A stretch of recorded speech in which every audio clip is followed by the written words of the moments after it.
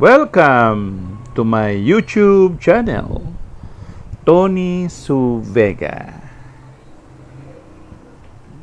your feng shui guru and paranormal expert. Mga kababalagan na tunay na nangyari. True to life stories. Story number 15. Mga nagtatagong aswang sa Maynila.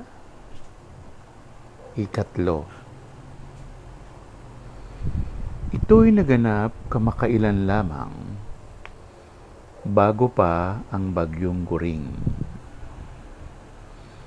Gabi-gabi, ang bunso kong anak na si Ellie ay naglalaro ng Dota. Madalas ay umaga na itong matulog. Minsan, alas 6 ng umaga pa nga ito matulog o higit pa. Abalang-abala siya sa paglalaro nang walang ano-ano'y may kung anong umampas sa dingding namin. Napakabigat ang pagkakabalandra nito. Di naman pusa o paniki kaya. Sinilip ng anak kong si Ellie kung ano yun. Napamulagat siya. Laking gulat niya. Aswang!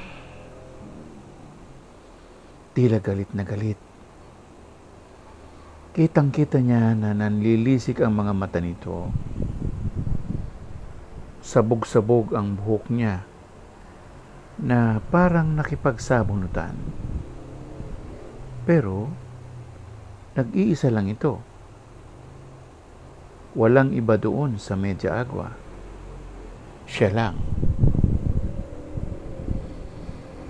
Kumapit siya sa puno ng alateris na nanlambitin.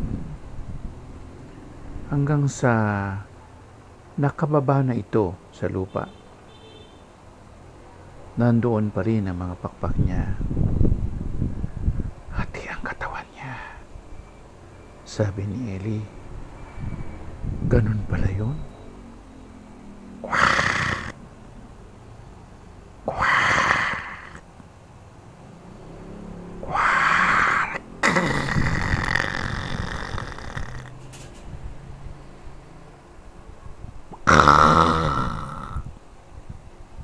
Parang babaeng nagsusuka dahil sa paglilihi.